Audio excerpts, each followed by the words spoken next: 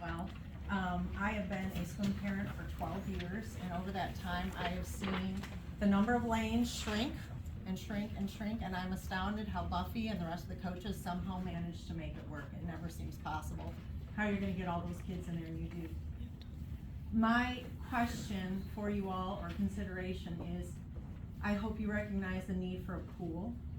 And I am concerned that by doing an omnibus bill, if you have it, with adding all of those things in, that you risk the pool going down potentially with the rest of everything else that you're asking for.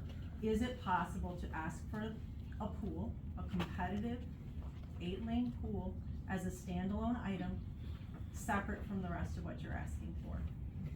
I think there's a significant need here that risks getting lost in the bigger picture of so much else when it's such a huge dollar amount at times where it's tight for a lot of families.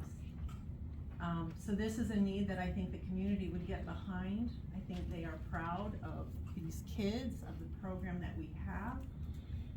And this seems to me a simple solution. Will the community get behind a pool, a nice competitive 8-lane pool? That's all I have to say. Thank you.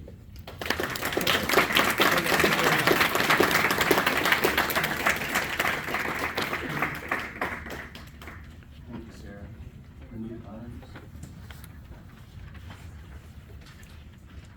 Good evening, Anita Bonadies.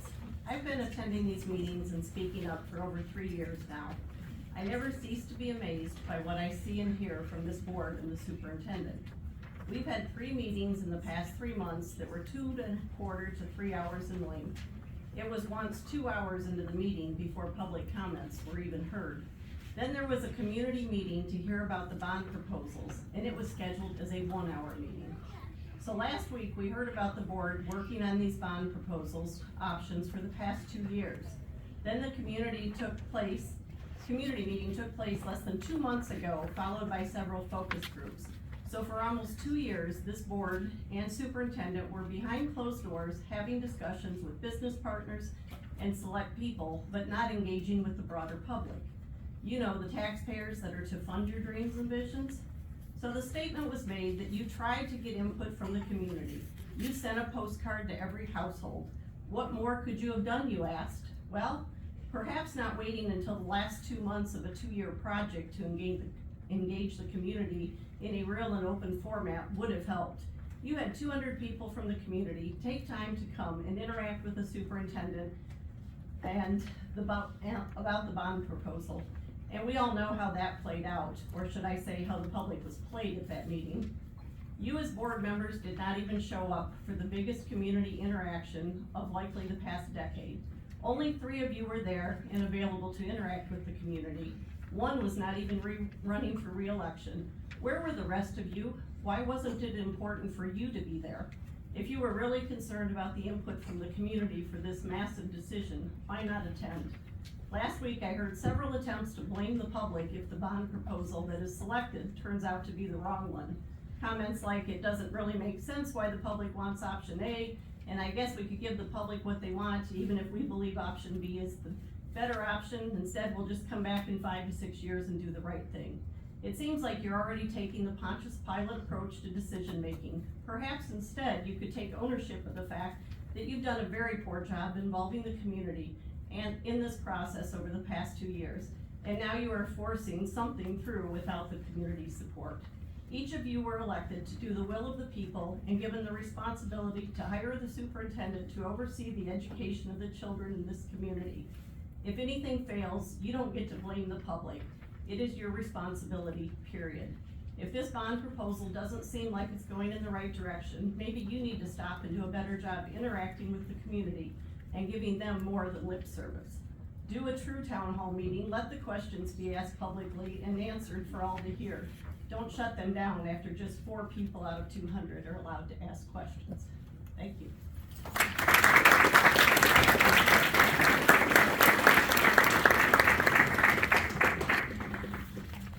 Melissa Bouchek.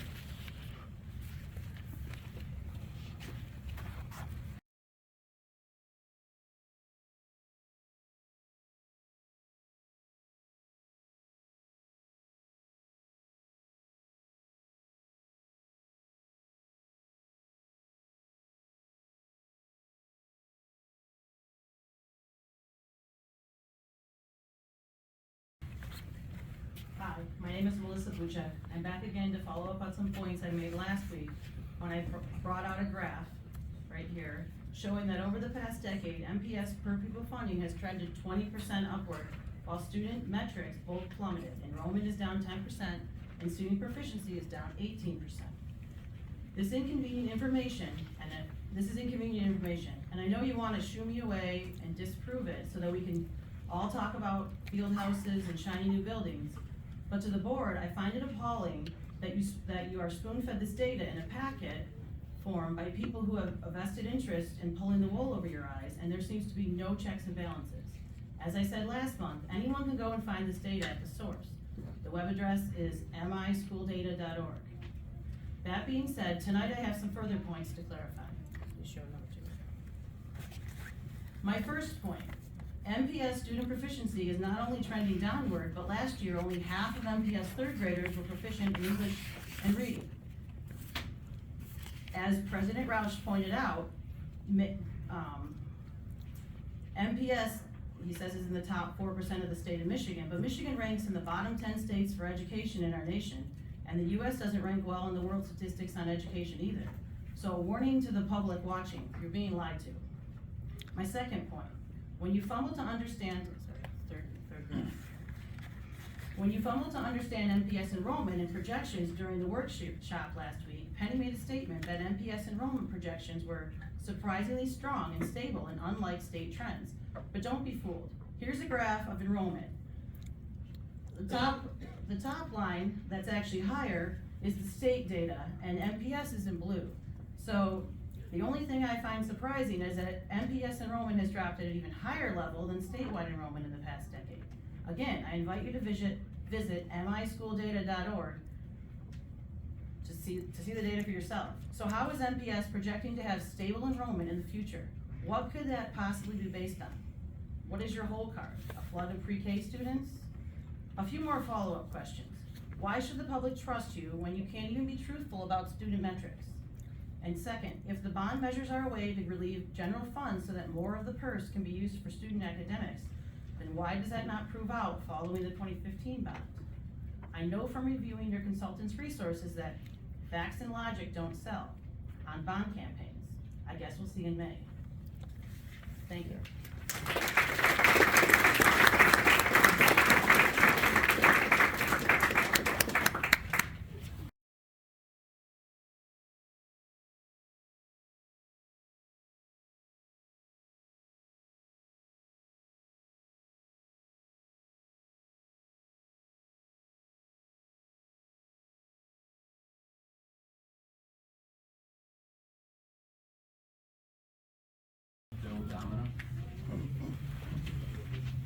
Hello. I've had 5 kids go through Midland Public School. They had great education and became very successful in their career. So it's very important as a retiree that the next generation, and what a compelling set of statements that we've heard, and the fact that the kids who go through that are probably going to become really great citizens. So I love the idea of a separate proposal. Omnibus in our government has shown to be a real problem, so I encourage you to consider that as a subject for a pool. I'm sure it'll pass. What do you got to lose? The other thing is, as an engineer, I want granularity. I don't like general goals that can't be proven or to be tested scientifically. So just a couple of questions just to follow up on there. What are we going to do with some of these parcels that we have? We have 3 parcels that are for Cook, East Lawn, Franklin Center, and maybe even Carpenter if the bond passes. What are we going to do with that land? Are we going to reuse that? Is that going to help reduce the bond total? I'd like that to be considered. Also, how are we doing on maintenance? If we build 2 new buildings, are the maintenance budgets built in to maintain those? Because most of our buildings are, what do they say, 60 years old? Okay. And what I really want to focus on is, I want to hear the data on rebuilding some of these schools that we're planning on taking down.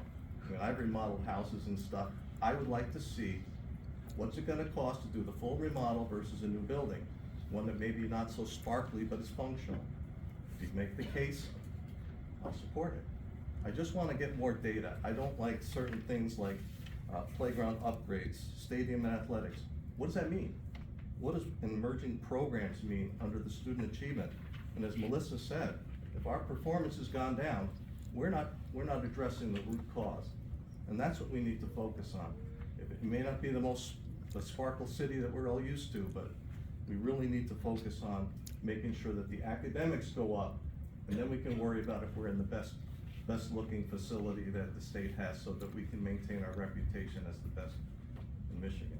I just ask you to focus on the granularity, and let's see if we can really study on what we can upgrade versus what we can build new. And that's what I'd ask you, and then I look forward to hearing your details. Thank you.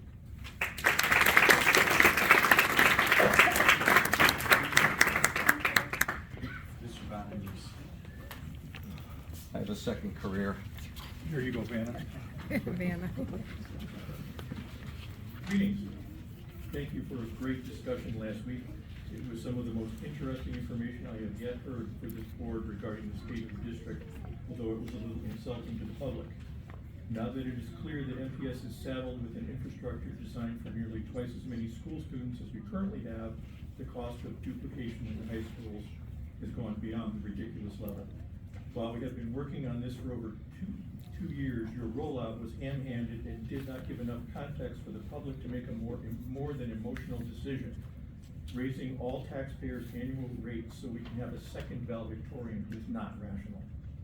Mr. Blasey's comments, along with Mr. Lauterbach's, really set the groundwork for the assumption that there is no long-term sustainability plan that underlaid this process. So I give you a recycled poster from last month. While I guessed that you would be back for another bond in 10 years, I apparently underestimated you. See the green circle for the zombie scenario B in 5 years. What this would mean is that we would have 3 bond payments at full rates running simultaneously for at least 5 years, from 2030 to 2035. What this means is that it is probably time to scrap this and start a new proposal. Because even if you pass this in 2025, there is no way you'll get another bond through in 5 years. Can we do this right, whatever that means, this time around? You talked about the littles being important. So how about getting those scores up so the other half of the 3rd and 4th graders can read? This is more important than a pool, but I like the idea of coordinating with the city and doing something everyone can benefit from. This is more important than an auditorium, but I like the idea of a black box so we can use the Center for the Arts.